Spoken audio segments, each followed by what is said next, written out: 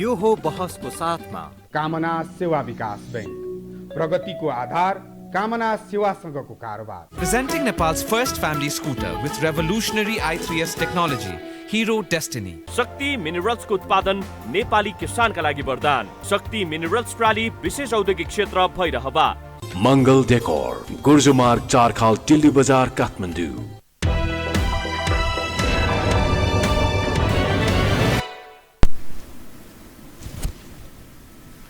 नमस्कार, यो बहसमा म यहाँहरूलाई हार्दिक स्वागत गर्दछु। जीवराम भण्डारी। आज यहाँहरू सामुन्ने उपस्थित हुनुहुन्छ डाक्टर अशेष ढुङ्गाना। उहाँ छाती तथा श्वास प्रश्वास रोग विशेषज्ञ हुनुहुन्छ, वीर अस्पतालमा कार्यरत हुनुहुन्छ। नेपालबाट एमबीबीएस गर्नुभयो, उहाँले एमडी चण्डीगढबाट गर्नुभयो, त्यस्तै डीएम एम्सबाट गर्नुभएको छ।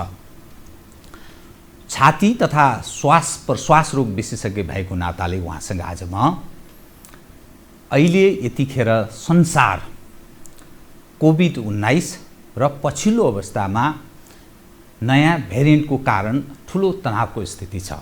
यसकारण मानिसहरू, ठुलो सङ्ख्याका मानिसहरूको जीवनलीला समाप्त भइरहेको छ र राज्य संयन्त्रका तर्फबाट कतिपय प्रयत्न सायद गरिएको पनि होला, तर अभावले छटपटाएको यस्तो स्थिति छ। त कोभिड-19 र न्यू भेरिएन्ट हो के, यसबाट बच्ने कसरी र सचेत सतर्क आम नागरिक र सरकारवाला संयन्त्र कसरी सतर्क हुने, अपनाउनु पर्ने सावधानी, यी यावत विषयमा उठान गर्ने प्रयत्न गर्नेछु। सर्वप्रथम म उहाँलाई स्वागत गर्छु। स्वागत छ डाक्टर साहब। धन्यवाद। अब प्रारम्भ कहाँबाट गरौँ भने, 1 वर्ष नागिसक्यो कोभिड-19 को जेन तेन फर्स्ट पहिलो लहर जेन तेन सम्हालिएको जस्तो देखा पर्दै थियो। जुन दोस्रो वेभ हामी कहाँ आयो, यसले अर्को खालको तनावको अवस्था सिर्जना गरेको छ। राज्य संयन्त्र कमजोर छ, साधन स्रोत जनशक्ति यावत चिज हाम्रो अप्ठ्यारो स्थिति छ। अब आम नागरिकलाई बताइदिनुहोस्, मूलतः यो रोगबाट लाग्नबाट बच्ने कसरी, किनभने ठुलो सङ्ख्यामा खास गरी दक्षिण एसिया अहिले हट स्पट जस्तो बन्दैछ। भारत, नेपाल, पाकिस्तान, बङ्गलादेश लगायतका देशहरू ठुलो सङ्ख्याका मानिसहरूको नोक्सानी भइरहेको छ। एकपछि अर्को सरकार अलि निस्तेज जस्तो, अलि हतोत्साहित भएको जस्तो, आम नागरिकमा निराशा पनि उत्पन्न भएको छ। डाक्टर साहब, सर्वप्रथम यसबाट बच्नका लागि, यस रोगलाई ब्रेक गर्नका लागि, लाग्नबाट बच्नका लागि गर्ने के? डाक्टर साहब, मैले यहीँबाट सुरु गरेँ। अब आई थिङ्क यो धेरै नै पब्लिक डोमेनमा आइसकेको कुरा हो। चाहिँ यो कोभिड-19 को जुन सङ्क्रमण छ, जुन SARS-CoV-2 भाइरसबाट भएको सङ्क्रमण छ, यो भाइरस र यो सङ्क्रमण चाहिँ आफै फैलिँदैन। यो चाहिँ मानिसबाट मानिसमा एक अर्कामा संसर्ग, कन्ट्याक्ट्स भइसकेपछि सर्ने हुन्छ। त्यसैले यसलाई रोक्ने मुख्य उपाय, यसलाई सर्नबाट रोक्ने र यसको प्रकोपलाई नै रोक्ने भन्छौँ हामीले, जुन पेन्डेमिक रोक्ने चाहिँ एउटा मात्र उपाय भनेको चाहिँ हामीले त्यो कन्ट्याक्टलाई कम गर्न सक्नु पर्यो। अर्थात् फिजिकल डिस्टेन्स कायम राख्नु पर्यो, अर्थात् एक अर्कालाई भेट्न छोड्नु पर्यो। अब सामान्यतया हेर्दाखेरि चाहिँ जुन 3वटा मुख्य उपाय बताइएको छ, यो चाहिँ सधैँको लागि चाहिँ यो सान्दर्भिक हुन्छ। र यो किनकि जसरी यो पेन्डेमिक आएको छ, विश्वभर फैलिएको छ, विश्वका विभिन्न देशमा विभिन्न चरणमा विभिन्न लहरहरू आएका छन्। जस्तै हामी त दोस्रो लहरको मारमा परिरहेका छौँ। जस्तो भारतमा पनि दोस्रो लहर देखिएको छ, युरोपतिर हेर्नुभयो भने तेस्रो चौथो लहर पनि देखिएको छ। त्यसैले यो चाहिँ आउने जाने क्रम रहिरहेको छ र यसलाई कम गर्नको लागि हामीले मुख्य रूपमा गर्नुपर्ने भनेकै यही 3वटा उपाय हो। एउटा, पहिलो सोसियल डिस्टेन्सिङ भन्छौँ, फिजिकल डिस्टेन्सिङ भनौँ, कमसेकम 2 मिटरको चाहिँ दूरी कायम गर्ने। र सायद अब अहिले हामी डिस्कस गर्दै जाउँला यो दोस्रो लहरको किन मार हामीले खेप्नु पर्यो भनेर भन्दाखेरि चाहिँ हामीले पहिलो लहरबाट सिक्नुपर्ने एउटा कुरा चाहिँ के थियो भन्दाखेरि चाहिँ पहिलो लहर सकिसके तापनि यो सङ्क्रमणको जोखिम कम भइसकेको थिएन, किनकि यो भाइरस त हामी माझ भइरहेको छ या विश्वमा सर्कुलेट भइरहेको छ र त्यसमाथिबाट चाहिँ विभिन्न खाले भेरिएन्टहरू देखिरहेको हुनाले चाहिँ हाम्रो चाहिँ जीवनयापन नर्मल भए तापनि त्यसलाई हामीले मोडिफाई गरेर न्यू नर्मल, नयाँ नर्मल भन्छौँ हामीले, नयाँ नर्मलमा बाँच्न सिक्नुपर्ने थियो। त्यो सिकेनौँ हामीले। त्यो एउटा यो दोस्रो लहर आउनुको एउटा मुख्य कारण त्यो पनि हो। हामीले चाहिँ नयाँ नर्मललाई चाहिँ एडप्ट गरेनौँ। जस्तो डिस्टेन्स कायम गर्ने, हाम्रा दैनिक यावतका कामहरूमा, बाहिर जाँदाखेरि, बजार जाँदाखेरि, बाटो हिँड्दाखेरि, पब्लिक प्लेसेसहरूमा जाँदाखेरि, गाडी चढ्दाखेरि या अन्य कामहरू गर्दाखेरि यसलाई हामीले चाहिँ पूर्ण रूपमा पालना गर्नुपर्ने हुन्छ पहिलो। र दोस्रो चाहिँ अब चाहिँ हामीले बाहिर यदि जानु पर्यो भने चाहिँ मास्कको सही तरिकाले प्रयोग गर्नु पर्यो। यदि 2 मिटरभन्दा कमको डिस्टेन्समा आउनुहोस्, किनकि 100% 2 मिटरको डिस्टेन्स कायम गर्न पोसिबल हुँदैन सबै चाहिँ सिचुएसनमा। यदि त्यस्ता सिचुएसनहरू छन् भने त्यस्ता सिचुएसनमा मास्कको राम्रो प्रयोग गर्नुपर्छ, सही तरिकाले प्रयोग गर्नुपर्छ। डाक्टर साहबलाई यो मास्कको कुरा गर्दा, जस्तो मसँग यो सर्जिकल मास्क छ, मास्क यसरी लगाउने होइन?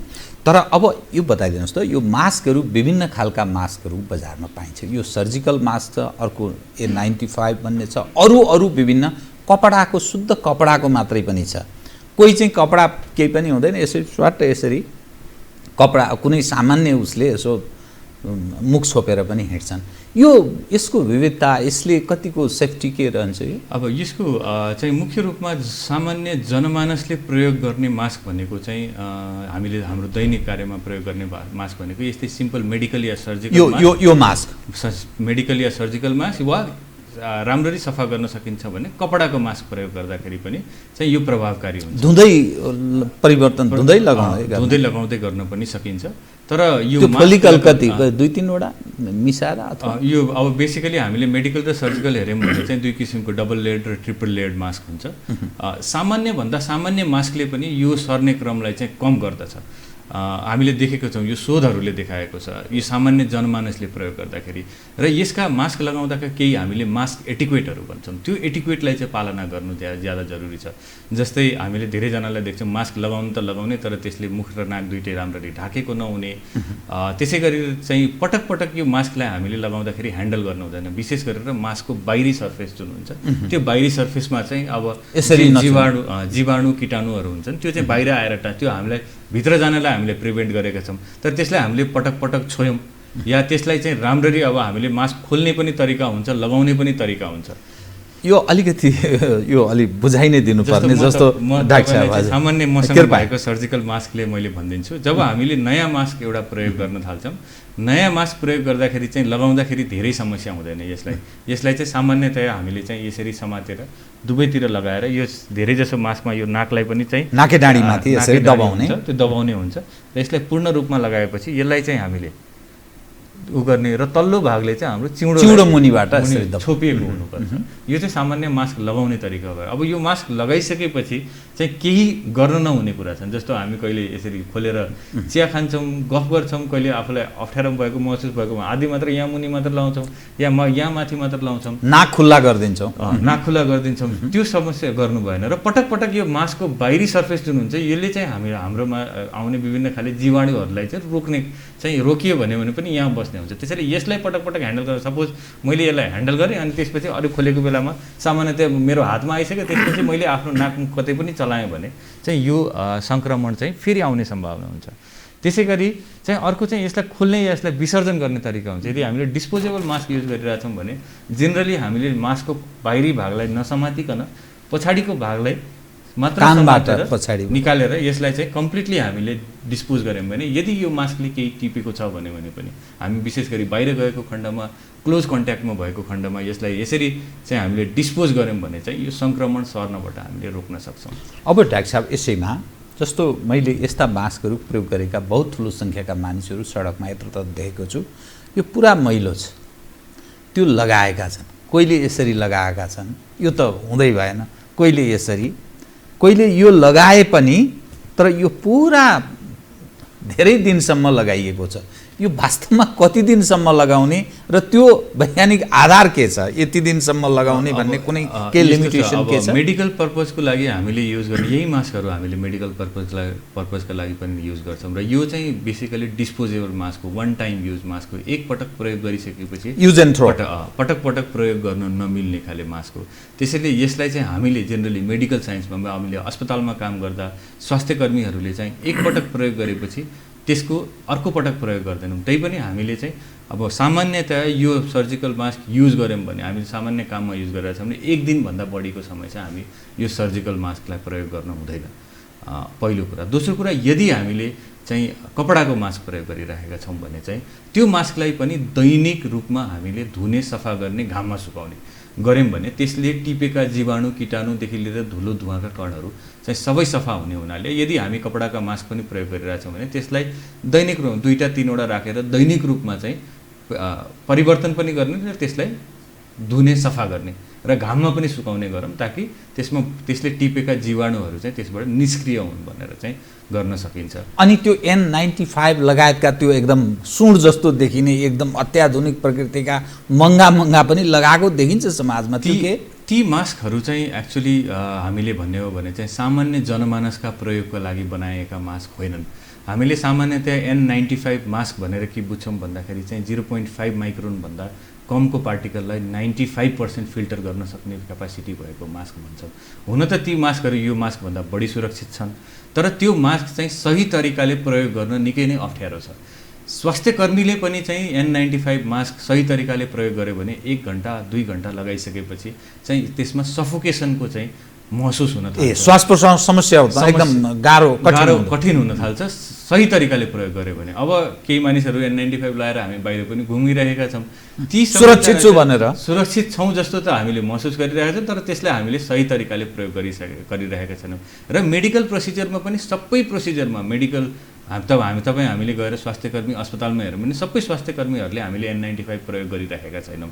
ती प्रयोग गर्ने विभिन्न ठाउँहरू, विभिन्न सिचुएसन, सर्कमस्ट्यान्सेसहरू छन्। जस्तै चाहिँ भेन्टिलेटरमा भएको बिरामीलाई ह्यान्डल गर्नुपर्दाखेरि चाहिँ N95 मास्कै प्रयोग गर्नुपर्ने हुन्छ। त्यसै गरी चाहिँ हामीले विभिन्न खाले नेबुलाइजेसन थेरापी दिन्छौँ, बाफ थेरापी जुन दिन्छौँ, ती थेरापीहरू दिएका मानिसहरूको लागि चाहिँ N95 प्रयोग गर्नुपर्ने हुन्छ। स्वास्थ्यकर्मीले ब्रोङ्कोस्कोपी, एन्डोस्कोपी लगायत प्रोसिजरहरू या जटिल खाले शल्यक्रियाहरू गर्नु परेको खण्डमा चाहिँ N95 को प्रयोग गरेका देख्छौँ। त्यसैले सामान्य जनमानसले N95 प्रयोग गर्न एक त सक्नुहुन्न, गर्नुभयो भने पनि त्यो प्रभावकारी यही मास्क जस्तै प्रयोग त्यसले चाहिँ इफेक्टिभनेस देखाउँछ। त्यसैले महँगा N95 प्रयोग गर्नुभन्दा म चाहिँ के रेकमेन्ड गर्छु, सस्ता खाले बरु डिस्पोजेबल या कपडाकै मास्क प्रयोग गरौँ, तर त्यसलाई सही तरिकाले प्रयोग गरौँ, सही तरिकाले डिस्पोज गरौँ। यदि रियुज गर्ने हो भने त्यसलाई नियमित रूपमा धुने, सुकाउने गरेर चाहिँ आफूलाई सुरक्षित राख्नलाई चाहिँ म सल्लाह दिन्छु। बहुत राम्रो। म दर्शकवृन्दलाई फेरि जोड दिएर भन्छु, सकभर तपाईँहरू यो अहिले क्रुसियल बेला छ, यही मास्क नै प्रयोग गर्नुहोस्। यो जो सर्जिकल मास्क भनिन्छ N95 जसले प्रयोग गर्नुभएको छ, सकभर त्यो प्रयोग नगर्नुहोस्। त्यो त्यति सुरक्षित हुँदो रहेछ, सफोकेसन पनि हुँदो रहेछ। र कपडाको अरू खाले प्रयोग गर्नुभएको छ भने दिनहुँ धुने अनि फेरि प्रयोग गर्न सक्नुहुन्छ। डाक्टर साहब, म अब तपाईँसँग नि एकातर्फ यो विषय, दोस्रो प्रयत्न त मानिसले गर्छ नलागोस् भनेर, उसको कतिपय बाध्यात्मक अवस्थाहरू हुन्छ। मानिसबाट मानिसमा सर्ने कुरा धेरैले बुझेको स्थिति छ। त प्राण भएका अरू जीव जन्तुहरू पनि मानिससँग सम्पर्कमा रहन्छन्। जस्तो गाई बस्तुसँगै बस्छन्, कतिपय गाई गोठालाहरू हुन्छन्, भैँसी गोठाला हुन्छन्, त्यो नहुने कुकुरसँग बस्छन्, कुकुरसँगै सुत्ने, बिरालासँग सुत्ने, अनि मुसाहरू पनि यसो दौडिरहेको हुन्छ कतिपय घरमा। यो प्राणी जगत जुन छ त्यसबाट मानिसमा सर्ने या मानिसको त्यसमा सरेर व्यापक फैलावट हुने सम्भावना कतिको छ? अब यो कोरोना भाइरसको जुन हामीले उत्पत्ति देख्यौँ, यो नयाँ कोरोना भाइरस भनौँ, SARS-CoV-2 जुन कोभिड-19 गराउने कोरोना भाइरस छ, या योभन्दा अगाडि आएका कोरोना भाइरसहरू चाहिँ सबै मानिसमा चाहिँ अरू पशु पक्षीबाटै आएको देखिएको छ। जस्तो चाहिँ बिचमा जुन SARS कोरोना भाइरस आयो, त्यो चाहिँ केही जनावरहरूबाट सिभेट भनेर भन्छन्, त्यो सिभेट बिरालो जस्तो जनावर हुन्छ हङकङमा, त्यसबाट मानिसमा आएको देखिन्छ। त्यसै मर्स कोरोना भाइरस भनेको चाहिँ ऊँटबाट चाहिँ मानिसमा आएको देखिन्छ। त्यसै गरी यसको पनि उत्पत्ति चाहिँ जीवजन्तु जनावरबाटै आएको चाहिँ प्रिलिमिनरी भनौँ न, अहिलेसम्म प्रुभ भइसकेको छैन कुन जनावरबाट आयो भने चाहिँ प्रुभ भएको छैन। तर सुरुवातमा यो सङ्क्रमण चाहिँ जनावरबाटै मानिसमा आएको हो। तथापि एकपटक मानिसमा आइसकेपछि चाहिँ यसको जुन फैलावट छ, वर्ल्ड वाइड फैलावट जुन अहिले हामीले पेन्डेमिकको रूपमा देखिरहेका छौँ, यो फैलावट चाहिँ मानिसबाट मानिसमा मात्र भएको देखिन्छ। हुन त केही जीवजन्तुहरूलाई, केही चाहिँ रिपोर्टहरूले केही जीव जन्तुहरूलाई सरेको पनि देखेको छ। जस्तो बाघमा देखा पर्यो भन्दा मानिसबाट सरेको चाहिँ देखियो त्यो चाहिँ, तर जीवजन्तुबाट मानिसमा सरिएको चाहिँ यो देखिएको छैन अहिलेसम्म। त्यसैले जीवजन्तुबाट चाहिँ हामीले यो सङ्क्रमण सर्छ वा सर्ला भनेर चाहिँ त्यति चाहिँ वरि गरिहाल्नुपर्ने अहिलेको लागि चाहिँ त्यति एभिडेन्स छैन हामीसँग। त्यसैले गर्दाखेरि अहिलेको मुख्य यो पेन्डेमिक या एपिडेमिक या लहर जुनहरू आइरहेका छन् यो मानिसको चालचलन, हामी जुन हिँडडुल गरिरहेछौँ यो संसार नै एउटा ग्लोबलाइज भनौँ न सिङ्गल एउटै देश जस्तो भइसकेको छ र एक देशबाट अर्को देशमा जसरी फैलिरहेको छ। जस्तो हामीले अहिले नै हेऱ्यौँ भने जुन नयाँ भेरिएन्टको कुरा गऱ्यौँ, नयाँ भेरिएन्टहरू कहाँ उत्पत्ति भएका छन् भन्दा एउटा त युके भेरिएन्ट छ। अब युकेका भेरिएन्टहरू चाहिँ नेपालमा देखिएका छन् होइन। साउथ अफ्रिकाको भेरिएन्ट छ, त्यो दोस्रो साउथ अफ्रिकाको भेरिएन्ट पनि देखिएको छ, या ब्राजिलमा भएका यो तीनवटा मुख्य अहिले चाहिँ कन्सर्न भएका भेरिएन्टहरू छन्। यो चाहिँ मान्छेको आवत जावतले र मान्छेबाट मान्छेलाई संसर्ग भएरै चाहिँ सरेका भेरिएन्ट हुनाले जीवजन्तुबाट यो मानिसमा फेरि चाहिँ यसको भयावह हुन्छ भन्नेको चाहिँ आधार अहिलेसम्म छैन।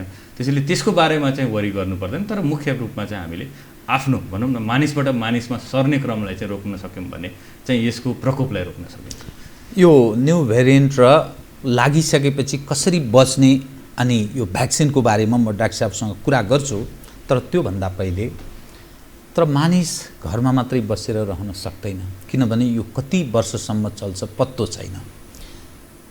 दुनियाँमा यस्ता खाले महामारीहरू पहिले पनि आएका छन् विभिन्न खाले स्वाइन फ्लूको कुरा गऱ्यौँ हामीले के अनेकौँ खालका महामारीहरू आए।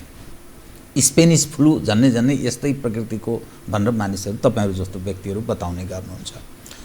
त पहिले मानिसले त्यो प्रकृतिसँग लड्दै भिड्दै त्यसबेला त यो ढङ्गको विकास, यो ढङ्गको भ्याक्सिनहरू, औषधि मुलो यो खालको परिस्थिति थिएन। त्यसबेला कसरी मानिसले सामना गर्यो र हाम्रा पूर्वजहरू जीवित रहन सके, त्यसलाई तपाईँहरू एउटा एज अ चिकित्सक कसरी हेर्नुहुन्छ? यो एकदमै इन्ट्रेस्टिङ चाहिँ टपिक छ। हामीले चाहिँ वर्ल्डमा संसारमा पेन्डेमिकहरू चाहिँ कसरी आएका छन् र कसरी गएका छन्, यो आफैमा एउटा एकदमै ठुलो चाहिँ शोधको विषय हो। जस्तै तपाईँले दुईवटा पेन्डेमिकको इक्जाम्पल दिनुभयो, एउटा स्पेनिस फ्लूको दिनुभयो र अर्को चाहिँ PDM09 जुन 2009को स्वाइन फ्लूको पेन्डेमिक आएको थियो। यो दुईवटा पेन्डेमिक चाहिँ मानव जातिले चाहिँ झेल्नु पर्यो र यो तेस्रो चाहिँ ठुलो पेन्डेमिक चाहिँ हामीले चाहिँ देख्न सक्छौँ।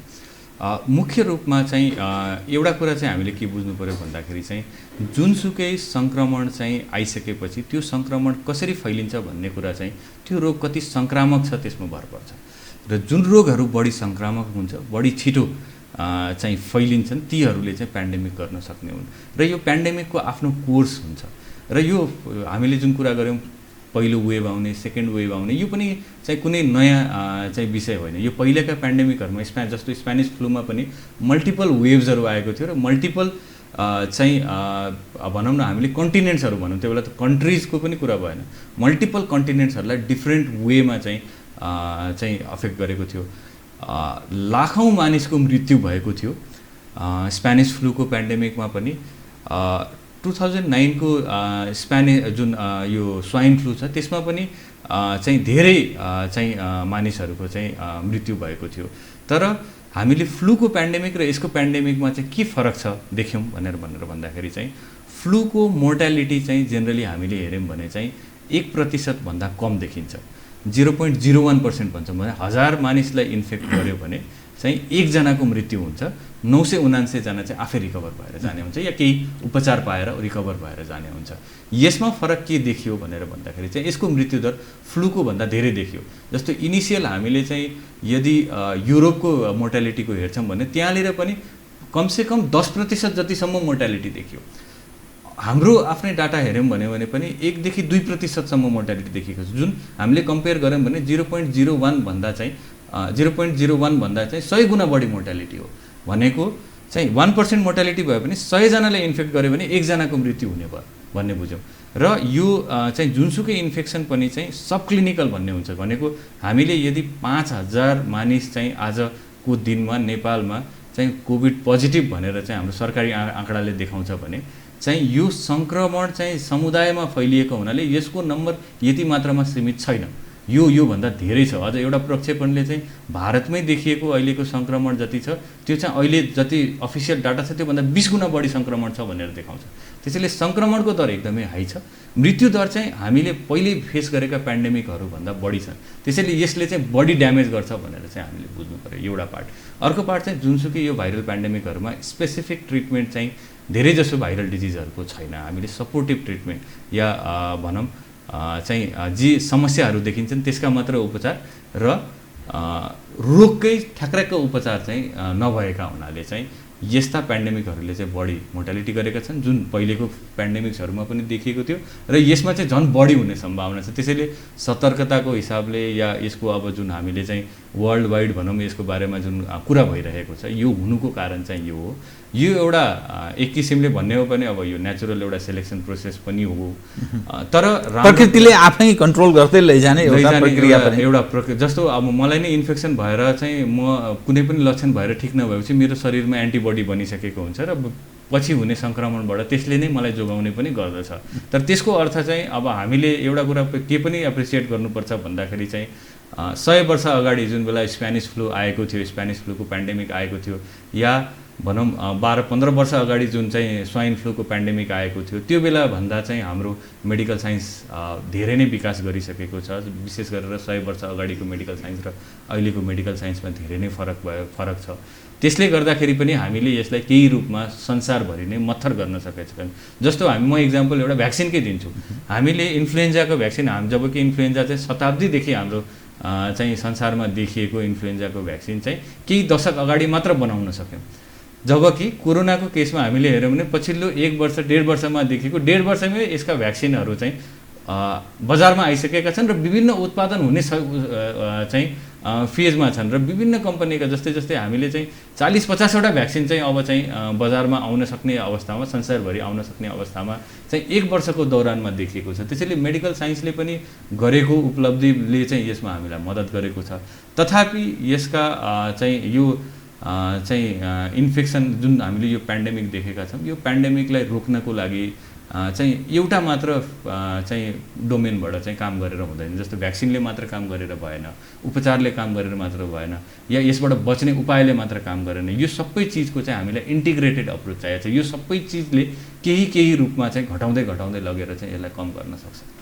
डाक्टर साहब अब यसैमा अलिकति जानु, जस्तो यहाँले भन्नुभयो नि कतिपय पेन्डेमिकहरू पहिले पनि आए, प्रतिरोध क्षमता हामीले आफै विकास गर्ने स्थिति पनि बन्छ या प्रकृतिले आफै नियन्त्रण गर्छ, जान्छन्। दुनियाँमा हरेक चराचर जगतको कुनै समय डाइनासोरको पनि युग थियो, त्यो आफूले समाज अर्थात् त्यो प्रकृति अनुसार उसले भिज्न जुझ्न सकेन, समाप्त भयो।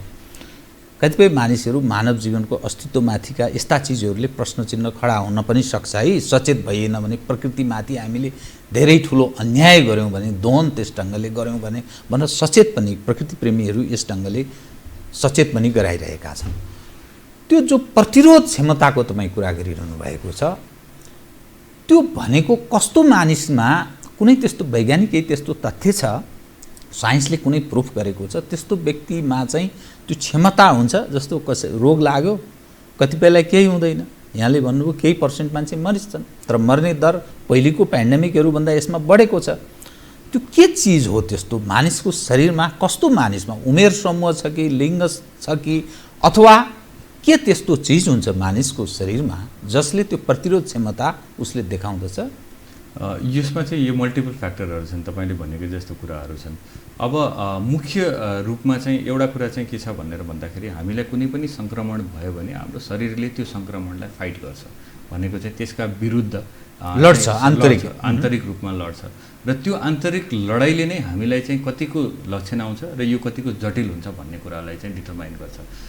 मुख्य रूपमा हामीले जुनसुकै सङ्क्रमणलाई हेऱ्यौँ भने चाहिँ त्यसबाट सेफ भनौँ या कम असर गर्ने भनेको देखिएको कम उमेर समूहका मानिसहरू जो एक्टिभ छन्, जो भनौँ 50 वर्ष उमेर समूहभन्दा कम छन्, या बालबालिका पनि, किनकि उनीहरूको पनि इम्युनिटी चाहिँ स्ट्रङ हुन्छ। इम्युनिटी जेनरल इम्युनिटी भनेर भन्छ, कुनै पनि रोगसँग लड्ने क्षमता बढी हुन्छ।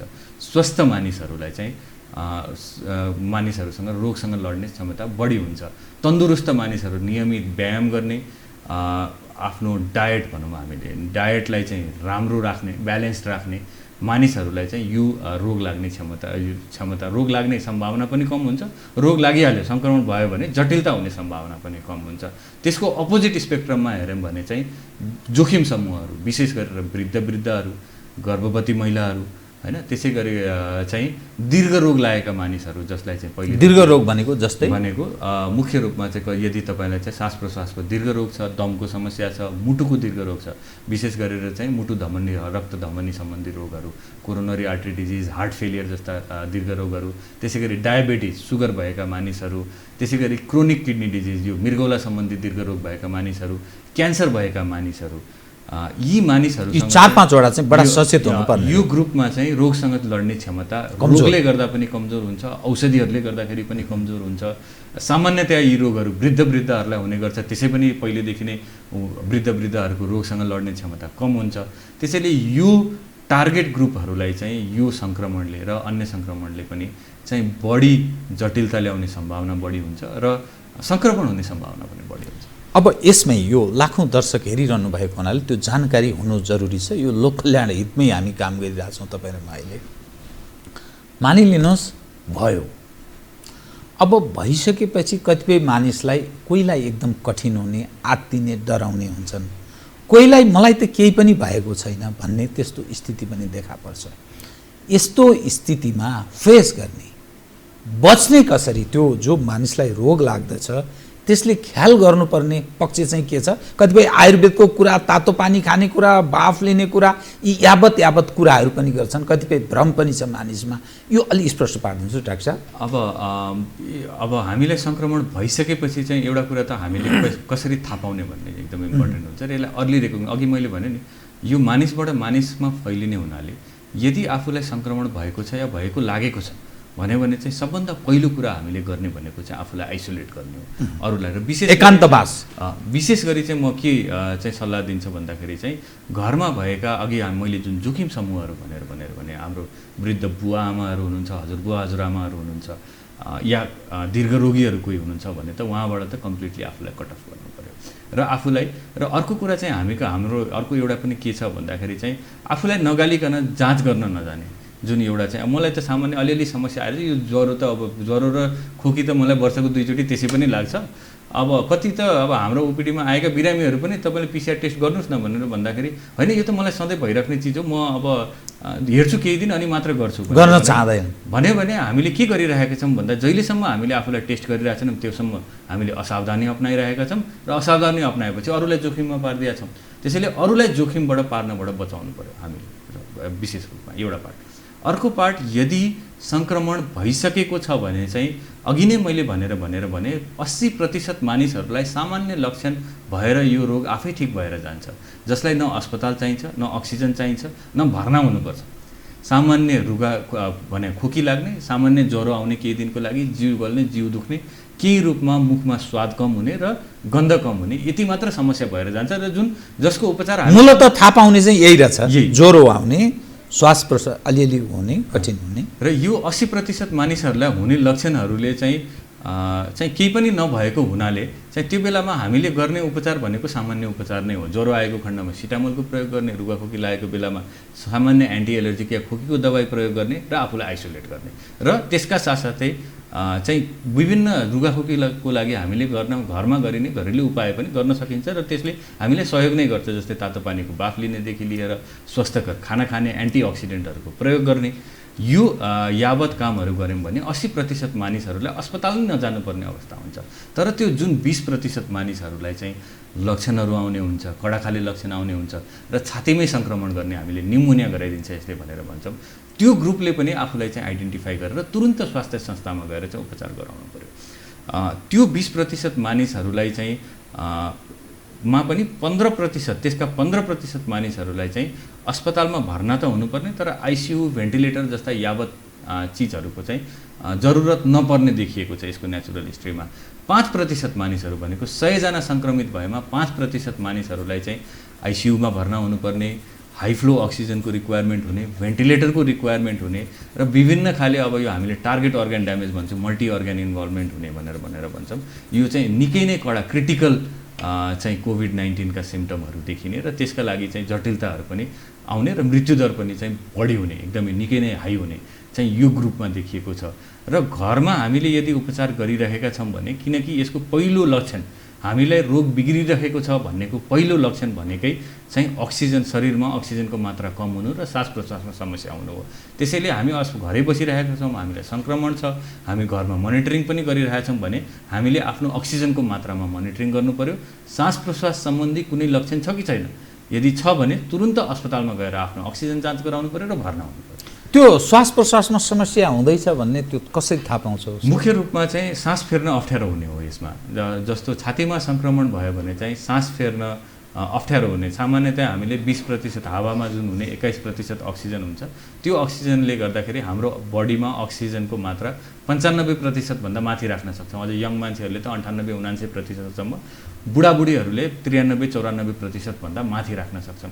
त्यसैले आजकल त यो पनि धेरै घरमा चाहिँ अक्सिमिटर आफै घरमा राखेर चाहिँ नाप्ने र हेरिराख्ने जुन चलन गरिएको छ, त्यो पनि अब हाम्रो हेल्थ सेक्टरहरूमा चाहिँ लोड कम गर्ने एउटा माध्यम हो। तर यदि तपाईँले घरमा अक्सिजन नाप्दाखेरि चाहिँ 93% भन्दा कम छ भने तपाईँ तुरुन्त स्वास्थ्य संस्थामा जानु पर्यो। यदि छैन, सबैजनासँग पल्स अक्सिमिटर राख्न पनि सकिँदैन, राख्ने क्षमता पनि नहोला, महँगा पनि छन् र त्यो मेसिन हो, कहिले चाहिँ अब त्यसको टेक्निकलिटी पनि आउँछ, त्यो पढ्न पनि नआउने मानिसहरू हुनुहोला। त्यसैले गर्दा यदि तपाईँलाई सास प्रश्वासमा समस्या भइरहेछ, जस्तो दैनिक कार्यमा या भारी काम गर्दाखेरि चाहिँ सास फेर्न अप्ठ्यारो भइरहेको छ, छाती दुख्ने भइरहेको छ लामो समयसम्म भने चाहिँ तुरुन्त स्वास्थ्य संस्थामा गएर आफ्नो अक्सिजन जाँच गराउनुहोस्। अक्सिजन कम छ भने भर्ना हुनुपर्ने र उपचार गर्नुपर्ने चाहिँ हुन्छ। अब स्वास्थ्य संस्थाको यहाँले कुरा गर्नुभयो, 3 वटा। एकाले सामान्य मानिस हुन्छन्, ऊ एकान्तवास बस, त्यसबाट आफूलाई अनुकूल बनाऊ, अरूलाई पनि राहत प्रदान गर, अरूलाई नसार भनेर यहाँले सल्लाह दिनुभयो। आइसियुमा राख्नुपर्ने हुन्छ कतिपय भेन्टिलेटर, हाई फ्लो अक्सिजन दिनुपर्ने हुन्छ कतिपय। अब हाम्रा स्वास्थ्य संस्थाहरू सरकारी र निजी क्षेत्र र जुन ढङ्गले मानिसहरू यो महामारीबाट पीडित भइरहेका छन्, हाम्रो संस्थाहरूको अवस्था के छ त? तपाईँ एज एउटा चिकित्सकको हिसाबले हेर्दा तपाईँहरू साथीभाइ, साथी सर्कल बिच पनि सरसल्लाह होला। यो भयावहको कुरा सुनिन्छ, कुनै पनि बिरामीले कोभिड-19 भएको बिरामी अस्पतालमा बस्न चाहन्छ, ऊ समस्यामा छ, तर अस्पतालले बेड उपलब्ध गराउँदैन। यहाँ पनि छैन, त्यहाँ पनि छैन, मानिस आतंकित हुन्छ, एकले अर्कालाई छुन चाहँदैन स्वभावले। यस्तो क्रुसियल अवस्था छ। यस्तो अवस्थामा राज्यका संयन्त्र र खास गरी यो स्वास्थ्य संस्थाहरूले निर्वाह गरेको भूमिका र जनशक्ति, साधन र स्रोतको अवस्था के छ? सामान्य रूपमा चाहिँ एकदमै अनेस्टली भनेर भन्नुपर्दा चाहिँ हामी चाहिँ एकदमै साधन सम्पन्न चाहिँ छँदै छैन। सम्पन्न त अलग कुरा भयो। हामीले बाहिरकै इक्जाम्पल हेऱ्यौँ भने हामीभन्दा चाहिँ धेरै बलियो स्वास्थ्य system, health care delivery system भएका देशहरूलाई पनि चाहिँ यो महामारीको चाहिँ सामना गर्न गाह्रो भइरहेको छ। हेऱ्यौँ भने चाहिँ युरोपको कुरा गरौँ, जुन पहिलो लहरले चाहिँ जुन इटाली, फ्रान्स जस्ता देशहरूलाई गाज्यो, बिचमा चाहिँ दोस्रो लहर आउँदा युकेलाई जसरी गाज्यो, या अमेरिकाकै कुरा गरौँ भने पहिलो लहरमा आउँदाखेरि ती देशहरू चाहिँ स्वास्थ्यको हिसाबले धेरै सम्पन्न छन् हाम्रो अगाडि, उनीहरूलाई पनि ह्यान्डल गर्न गाह्रो भइरहेको छ। नजिकैको इक्जाम्पल लियौँ भने भारत नै हामी चाहिँ एउटा कुरा के एग्री गर्छौँ भन्दाखेरि हामीभन्दा त हुन त भारतको पनि स्वास्थ्य जुन संयन्त्र छ त्यो एकदमै स्ट्रङ संयन्त्र छैन, तर हामीभन्दा त केही रूपमा बलियो नै छ। निश्चय त्यो भएको हुनाले यदि हामीले हेऱ्यौँ भने हाम्रो नेपालको स्वास्थ्य संयन्त्र यति फितलो छ कि यो पेन्डेमिक फुल रूपमा आयो भने हामीले ह्यान्डल गर्न सक्छौँ पुरै कम्प्लिटली भन्ने कुरा गर्न सक्दैनौँ भन्ने कुरामा चाहिँ कुनै दोधार नै छैन। त्यसैले हामीले गर्नुपर्ने कुरा चाहिँ यो सङ्क्रमण जुन भइरहेको छ, यो सङ्क्रमणको चेनलाई नै ब्रेक गर्नुपर्ने हुन्छ। तथापि केही तयारीहरू, पूर्व तयारीहरू चाहिँ हामीले गर्नुपर्ने अझै पनि हुन्छ। जस्तो चाहिँ हामीले हाम्रा स्वास्थ्य संस्थाहरूलाई चाहिँ सबलीकरण गर्नुपर्ने थियो। अब तपाईँले आज चाहिँ सुरु गरेर कोसिस गरेर चाहिँ नयाँ डाक्टरहरू उत्पादन गर्न सक्नुहुन्न। त्यो वर्ष दिन पहिले नै हामीले सोच्नु पर्थ्यो जब वर्ष दिनमा पनि डाक्टर तयार हुँदैन, तर कतिपय भौतिक पक्षहरू डाक्टर मात्र तयार गर्नलाई पनि हामीलाई 5 देखि 7 वर्ष चाहिन्छ। भौतिक चाहिँ संरचनाहरू तयार गर्नलाई पनि केही समय लाग्छ, एक्सपर्टिज ल्याउनलाई पनि त्यति नै समय लाग्छ। त्यो तयारी गर्नु पर्थ्यो, तथापि त्यो तयारी भएको देखिँदैन, पछिल्लो 1 वर्षमा पनि भएको देखिँदैन। तैपनि अब जे छ अहिले हामीसँग जे संरचना छ त्यही संरचनाले नै काम चलाउनु पर्ने हो। र जसरी चाहिँ सङ्क्रमणको मात्रा काठमाडौँमा बढिरहेको देख्छौँ हामीले पछिल्लो केही दिनदेखि, हाम्रा स्वास्थ्य संस्थाहरू, अहिले म हजुरलाई हिजोकै इक्जाम्पल दिन्छु, कृपया कमसेकम चाहिँ 15 देखि 20 वटा फोन आयो चाहिँ कोभिडको बिरामीको लागि चाहिँ शैया पाइएन, शैया मिलाइदिनु पऱ्यो, कता शैया छ, कता आइसियुको व्यवस्था छ भनेर चाहिँ सोध्ने मानिसहरूको केहीलाई उपलब्ध गराउन सकियो, धेरैलाई उपलब्ध गराउन सकिएन। उहाँहरूले अब केहीले गर्नुभयो होला, कसैले गर्नु भएन, त्यसको पनि हामीसँग लेखाजोखा छैन। त्यसैले गर्दा अहिले नै हाम्रा भएका स्वास्थ्य संरचनाहरू चाहिँ ओभरबर्डन्ड भइसके, हामीसँग भएको क्यापेसिटी भन्दा बढी भइसक्यो। सरकारले नै चाहिँ विज्ञप्तिमै पनि स्वास्थ्य मन्त्रालयको चाहिँ अब स्वास्थ्य संस्थाहरू चाहिँ भरिभराउ भइसके भनेर ह्यान्डसअप गर्न खोजेको जस्तो अर्थ लाग्छ। भरिभराउ भइसके भन्ने किसिमको चाहिँ एउटा मेसेज चाहिँ स्वास्थ्य मन्त्रालयबाट पनि आइसकेको छ।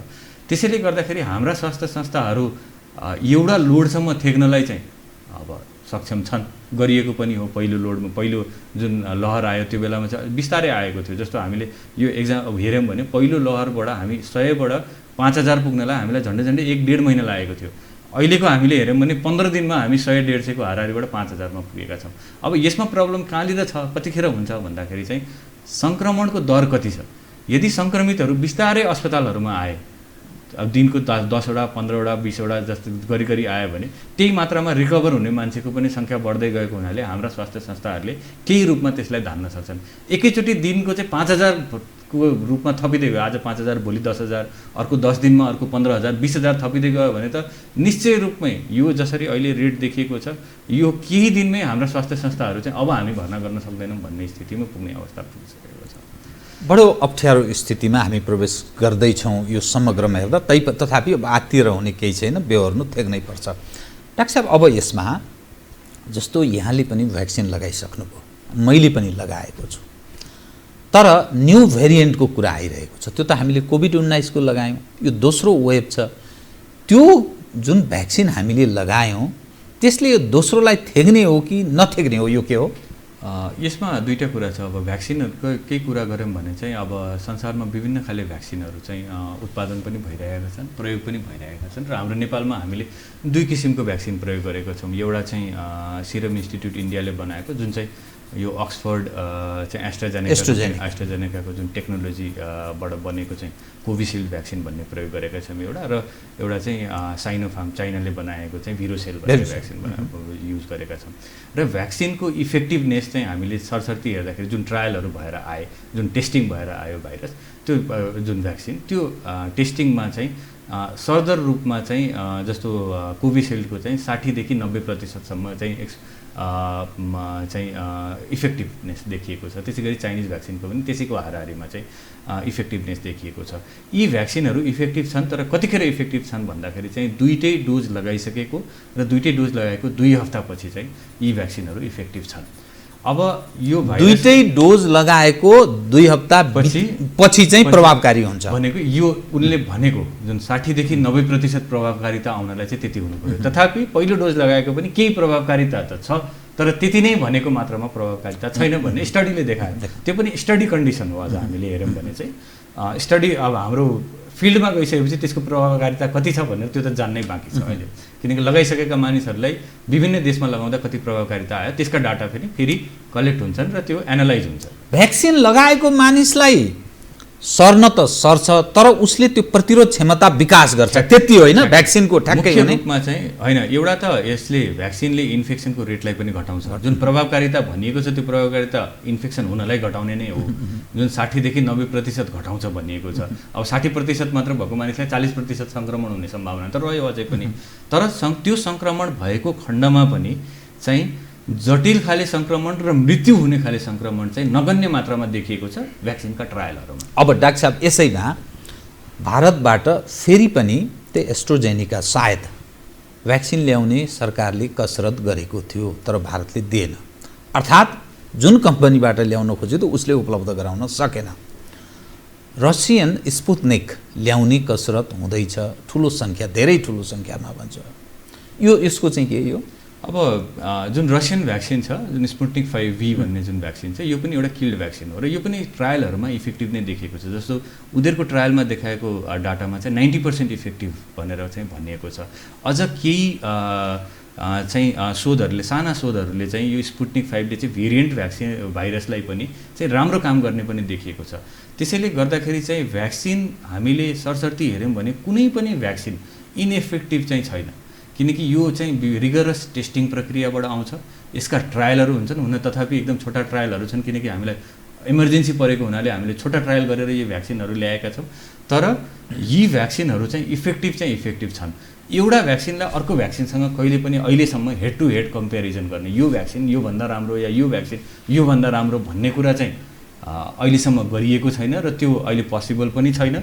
सम्पूर्ण जस्तो अहिले रिसेन्टली अब जोन्सन एन्ड जोन्सनको सिङ्गल डोज भ्याक्सिनलाई चाहिँ एप्रुभ गरेको छ। हामीले इमर्जेन्सी युथ अथराइजेसन युएसमा दिइसकिएको छ, WHO ले पनि अप्रुभ गरेको छ। अब यो अरू भ्याक्सिनहरू सबै डबल डोज, 2टा लगाउने डोजहरू भए छन्। जोन्सन एन्ड जोन्सनको सिङ्गल डोजले हुन्छ। सबै भ्याक्सिनहरू केही रूपमा प्रभावकारी नै छन् र यी भ्याक्सिनहरूले साँच्चै नै भन्ने हो भने हाम्रो यो महामारीलाई संसारभरमा फाइट गर्नलाई चाहिँ हेल्प गर्ने एउटा टुल भनेको भ्याक्सिन हो। जस्तो हामीले अहिले लकडाउन गऱ्यौँ होइन, लकडाउन गरेपछि के त अब यसको आउटकम चाहिँ के? भोलि हामीले खोल्नुपर्ने त छ, यो धेरै दिन त लकडाउन रहन सक्दैन, किनकि यसका चाहिँ विभिन्न इकोनोमिक पाटाहरू छन्। त्यसैले हामीले सक्दो बढीभन्दा बढी मानिसलाई भ्याक्सिनेट गरेर चाहिँ हामी हाम्रो नर्मल लाइफस्टाइलमा फेरि चाहिँ फर्किन सक्छौँ। त्यो भयो भने सङ्क्रमण केही रूपमा रहिरहे पनि जटिल सङ्क्रमण नहुने भयो, मृत्युदर कम हुने भयो होइन त। किनकि भ्याक्सिनले मृत्युदर र सङ्क्रमणलाई कम गर्छ, जटिलतालाई कम गर्छ, मृत्युदरलाई कम गर्छ। हामीलाई चाहिएको यही 3वटा कुरा हो। यो 3वटा कुरा हामीले भ्याक्सिनको मार्फत अचिभ गर्न सक्यौँ भने हामी नर्मल्सीमा चाहिँ रिटर्न गर्न सक्छौँ। तर त्यसको लागि भ्याक्सिनको ड्राइभ ठुलो हुनुपर्छ। धेरैभन्दा धेरै जनसङ्ख्यामा हामीले भ्याक्सिनलाई पुर्याउनु पर्ने हुन्छ। विशेष गरेर अझ अब प्रायोरिटाइज पनि गर्नुपर्ने हुन्छ। जस्तो हामीले गऱ्यौँ पनि कोभिसिल्ड या कोभ्याक्सिनका चाहिँ विभिन्न एज ग्रुपलाई भन्यौँ, कोमोर्बिडिटी भएका मानिसहरूलाई भन्यौँ, स्वास्थ्यकर्मीहरूलाई भन्यौँ, या पब्लिक चाहिँ सेक्टरमा काम गरेका पत्रकार, अब भनौँ न पब्लिक गाडी चलाउनेदेखि लिएर स्कुलमा काम गर्ने शिक्षकदेखि लिएर यो टार्गेट पपुलेसनलाई पहिले हामीले टार्गेट गर्ने हो, प्राथमिकता ग्रुपलाई चाहिँ दिने हो। तर हामीले सबैलाई भ्याक्सिन दिन सक्यौँ भने यसको सङ्क्रमण दर पनि घट्छ, यसको जटिलता पनि घट्छ, मृत्यु दर पनि घट्छ र यो पेन्डेमिकलाई हामीले कन्ट्रोल गर्न सक्छौँ। यो जुन पेन्डेमिक छ यो के समुदाय स्तरमै गइसकेको स्थिति देखा पर्दैछ होइन? यो त डेफिनेटली समुदाय स्तरमै देखिएको छ, किनकि यसले चाहिँ अब जस्तो हामीले हेऱ्यौँ भने चाहिँ किनकि जस्तो 2-3वटा ठाउँको चाहिँ उदाहरण म दिन्छु। पछिल्लो केही दिनमै देखिएको एउटा चाहिँ बाँके नेपालगञ्जमा देखिएको, दाङमा देखिएको, अहिले सुदूरपश्चिमको कुरा सुनिराखेको छ र काठमाडौँ उपत्यकामा यो 4वटा ठाउँमा चाहिँ सङ्क्रमणको दर निकै नै हाई देखिएको छ र अस्पतालहरू भरिभराउ भएर आज बिहान भर्खर मैले चाहिँ न्युज पढेर आइरहेको थिएँ। दाङमा चाहिँ अब अस्पतालमा चाहिँ बेड नपाएर मानिसहरूलाई कोरिडोरमै चाहिँ अक्सिजनको व्यवस्था गरेर ट्रलीमै उपचार गर्न सुरु गरियो भनेर देखिएको छ। यो त हामीले क्लिनिकल केसेसहरू मात्र देखिने हो। समुदायमा चाहिँ एउटा लार्ज नम्बर अफ इन्फेक्सन नभएको, जस्तो अस्पताल अघि नै भने अस्पताल 20% मान्छे मात्र जान्छन्, 80% मान्छे त घरैमा बसेर ठिक भइरहेका छन्। अब केही त एसिम्प्टोमेटिक भन्छौँ हामी, लक्षण बिनाकै सङ्क्रमणहरू पनि हुन्छन्। त्यो सबै कुरालाई चाहिँ हामीले चाहिँ प्रक्षेपण गरेर हेऱ्यौँ भने चाहिँ समुदायमा फैलिसक्यो भन्ने कुरामा त कुनै पनि शङ्का नै रहेन। यो समुदायमै फैलिरहेको छ र यसले चाहिँ भयावह स्थिति पनि चाहिँ थोरै भयो भने पनि हामीलाई चाहिँ सङ्केत दिइरहेको छ भनेर भन्दाखेरि चाहिँ हामीलाई कुनै गलत हुने छैन। डाक्टर साहब, अब दोस्रो वेभ अहिले चालु छ होइन, तेस्रो चौथो पनि आउला।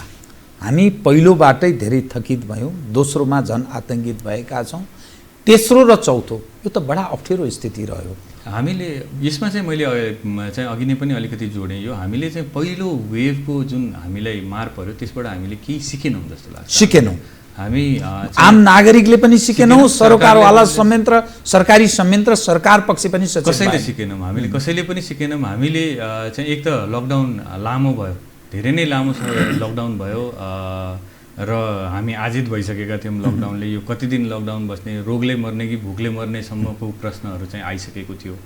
तथापि हामीले बिस्तारै खोल्यौँ। यो त खोल्नै पर्ने छ, हेर्नुहोस् यो अहिलेको दोस्रो लकडाउन पनि हामीले खोल्नै पर्ने छ। यो सधैँ हामी यही चाहिँ यतिकै निषेधाज्ञामा बाँच्न सक्छौँ भन्ने त प्रश्न रहँदै रहेन। यसलाई चाहिँ सहजीकरण त गर्नै पर्ने हुन्छ, तर त्यो सहजीकरण गर्ने प्रक्रिया या त्यो सहजीकरण गर्दाखेरि गर्नुपर्ने उपायहरू चाहिँ हामीले कुनै पनि अपनाएको देखिएन। तपाईँले भने जस्तै दुवै पक्षबाट, न नागरिक स्तरबाट देखियो न चाहिँ सरोकारवाला पक्षबाट देखियो। विशेष गरेर सरोकारवालामा भन्नु भने सरकारलाई नै भन्नुपर्ने हुन्छ, केही संस्थाहरू पनि होला नि त्यसमा हामीले चाहिँ इन्क्लुड गर्नुपर्ने।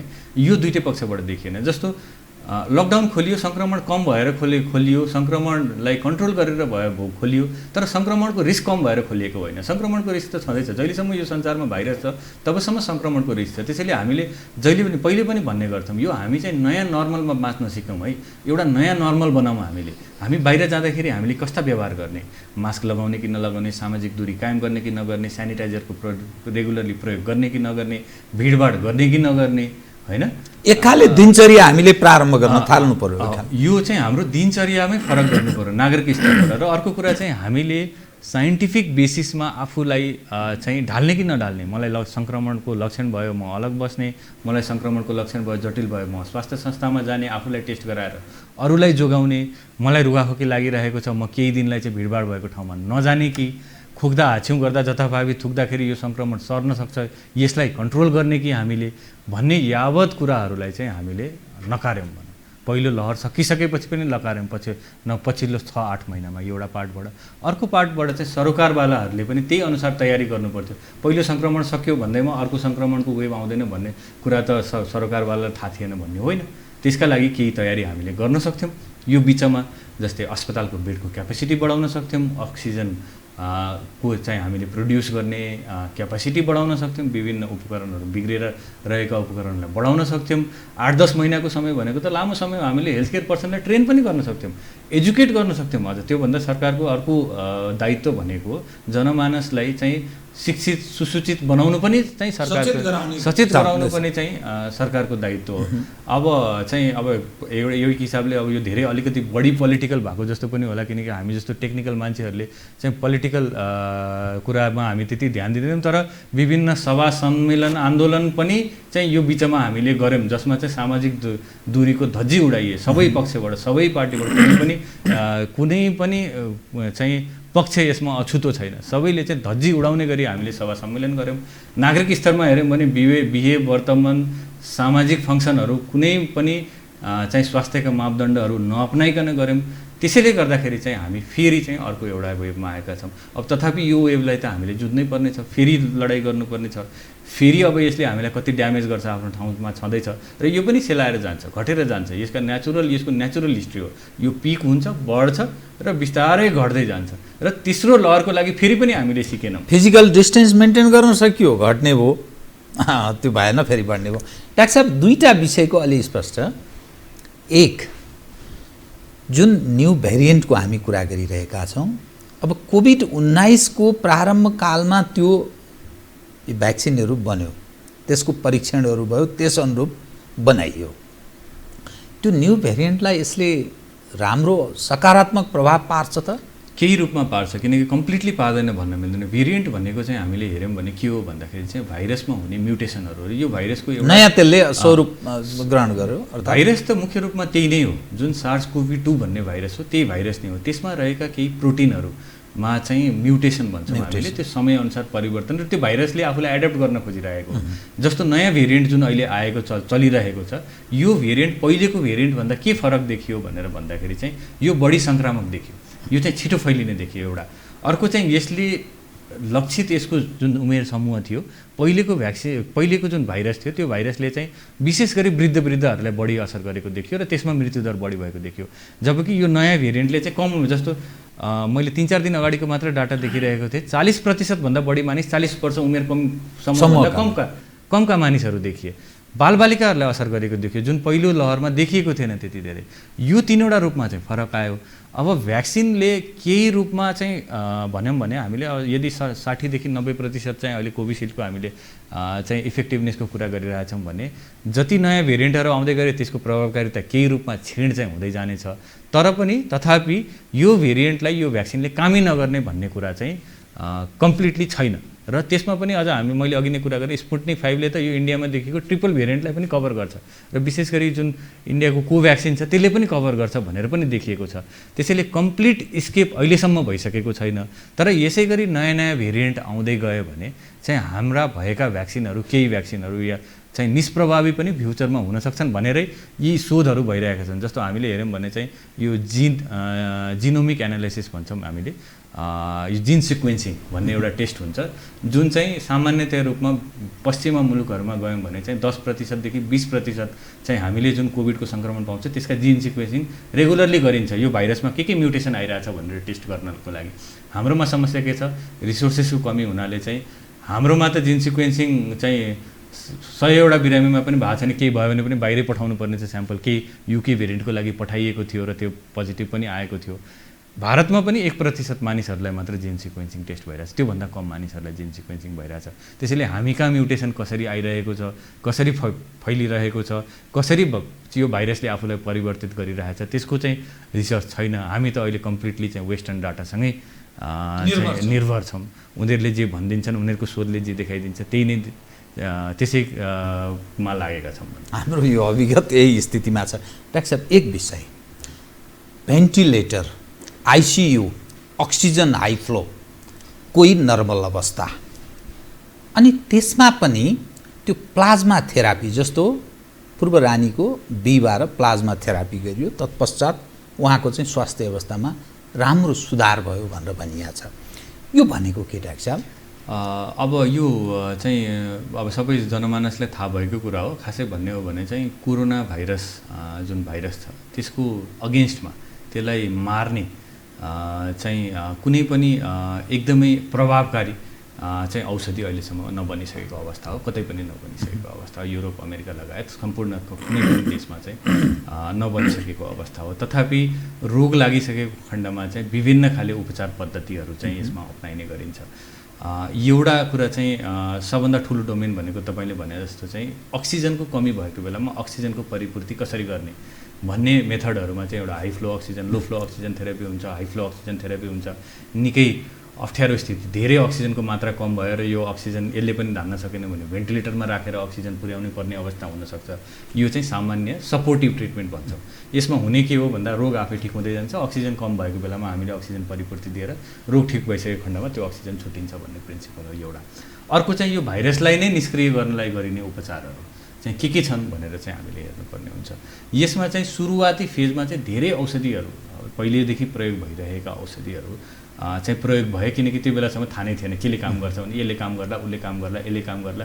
र यो रोगको चाहिँ ट्रायलहरू गर्दा सबभन्दा ठुलो प्रब्लम के हुन्छ भन्दा केही मानिसहरूमा यो रोग आफै ठिक हुन्छ। यदि तपाईँले त्यो औषधि प्रयोग गर्नुभयो भने पनि ठिक भयो भने पनि यो औषधिले ठिक भएको हो कि आफैले ठिक भएको हो भनेर भन्नलाई चाहिँ अप्ठ्यारो हुन्छ। र त्यसमा टेस्ट हुने क्रममा चाहिँ दुईवटा थेरापी चाहिँ पहिलो लहरमा हामीले धेरै प्रयोग गऱ्यौँ, निकै नै प्रयोग गऱ्यौँ। एउटा रेमडेसिभिर भन्ने चाहिँ एन्टिभाइरल औषधि प्रयोग गऱ्यौँ र दोस्रो चाहिँ यो प्लाज्मा थेरापीलाई पनि निकै नै प्रयोग गऱ्यौँ। र सब्सिक्वेन्टली हाम्रो मेडिकल साइन्समा चाहिँ के हुन्छ भन्दा जति हामीले ट्रिटमेन्टहरू दिँदै जान्छौँ संसारभरि त्यसको चाहिँ रेकर्ड राखेर त्यो बिरामीहरूलाई चाहिँ कतिको फाइदा गर्यो यो उपचार पद्धतिले भन्ने कुरा चाहिँ विभिन्न देशहरूमा, हाम्रोमा अलिक कम छ यो कुरा। हुन त हाम्रो आफ्नै रिसर्च पनि छ, रेमडेसिभिरले कति काम गर्छ हाम्रो पपुलेसनलाई भन्ने रिसर्च पनि आएको छ। त्यो चाहिँ कन्टिन्युसली मेडिकल साइन्सले टेस्ट गरिरहेको हुन्छ।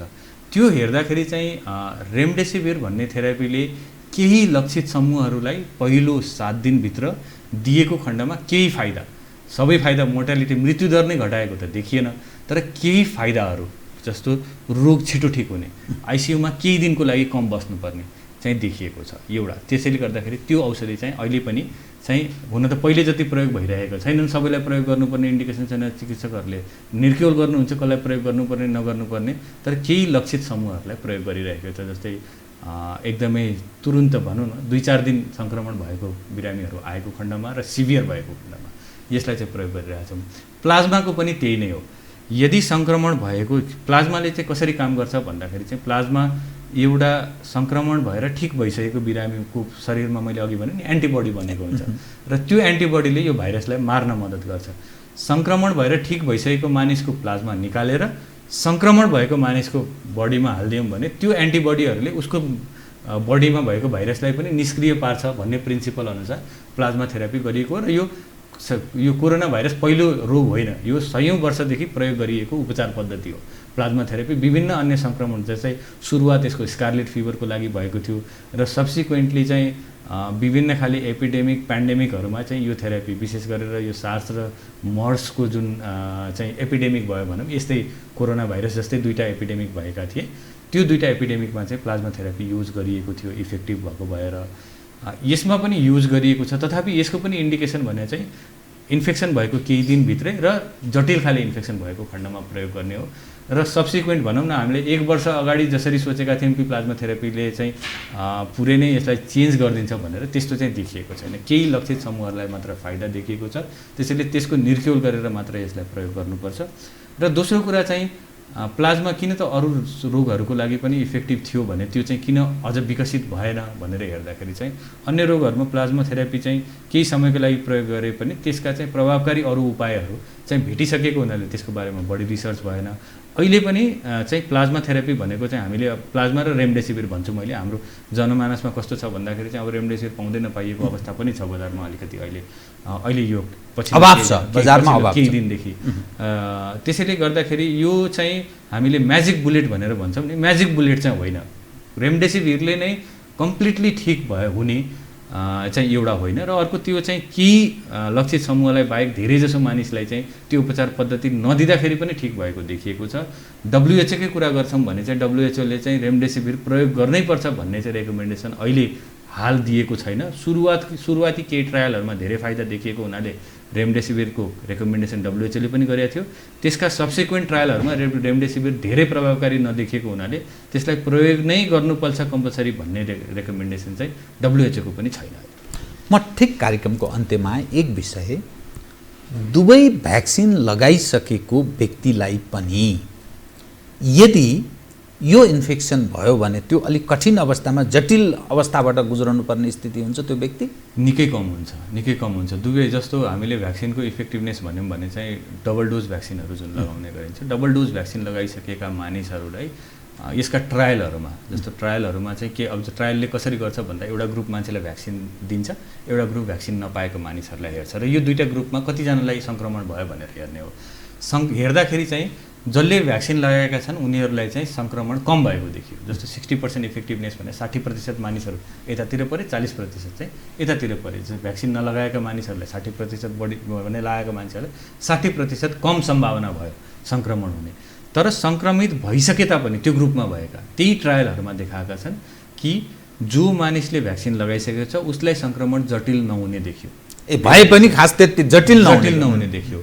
अर्को कुरा चाहिँ अस्पतालमा भर्ना नहुनुपर्ने देखियो र मृत्युदर अलमोस्ट नीलका बराबर 0.01 चाहिँ भन्छन् कतै, यो अहिले इन्डियामा भनिरहेका छन् चाहिँ भ्याक्सिन लगाएको मानिसहरूलाई मृत्युदर कति छ भनेर भन्दाखेरि 0.01 1000जनामा 1 जनाको मृत्यु भएको देखियो, नगण्य मात्रामा देखियो। त्यसैले गर्दाखेरि भ्याक्सिनले चाहिँ हामीलाई सङ्क्रमणबाट बचाउँछ, भइहाल्यो भने जटिलताबाट बचाउँछ र मृत्युदरबाट बचाउँछ। त्यसैले सकेसम्म सबैले भ्याक्सिन प्रयोग गरौँ। डाक्टर साहब, अब यो केही छ तपाईँलाई भन्नु, जुन विषयहरू हामीले कतिपय विषयहरूलाई यसो उजागर गर्ने प्रयत्न गऱ्यौँ, कुनै विषय छुट्यो पनि? हामी यो लकडाउनको चाहिँ निकै नै जटिल अवस्थामा पुगेका छौँ। हामी अब हाम्रो लागि त लकडाउन छैन, हामी दिनदिनै गएर अस्पतालमा काम गरिरहेका छौँ, बिरामी हेरिरहेका छौँ। जसरी बिरामीहरू आउनुभएको छ उहाँहरूको पीडा अर्कै छ, बेड नपाउने, अक्सिजन नपाउने, भेन्टिलेटर नपाउने पीडा अर्कै छ।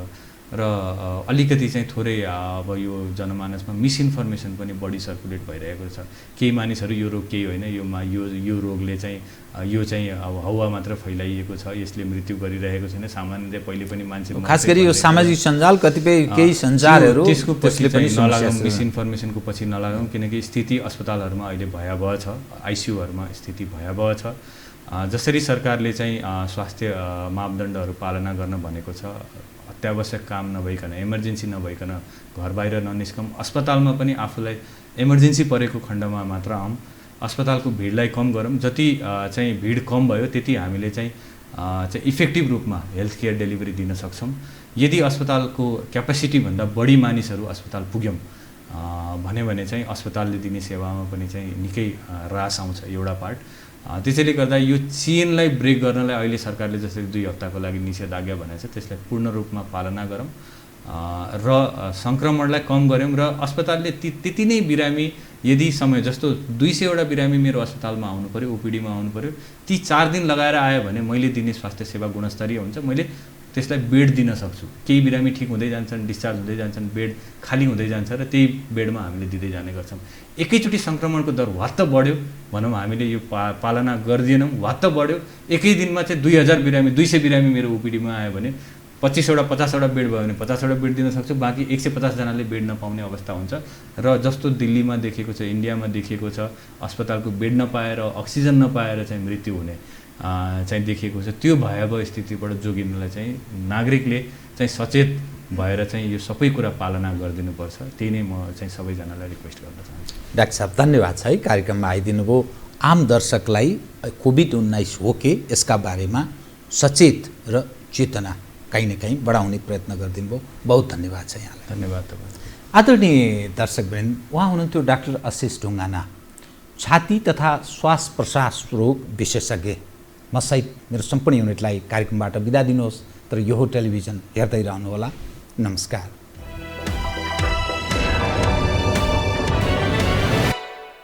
यो हो बहसको साथमा कामना सेवा विकास बैंक, प्रगतिको आधार कामना सेवासँगको कारोबार। Presenting Nepal's first family scooter with revolutionary i3s technology, Hero Destiny. शक्ति मिनरल्सको उत्पादन नेपाली किसानका लागि वरदान। शक्ति मिनरल्स प्रणाली विशेष औद्योगिक क्षेत्र भैरहवा।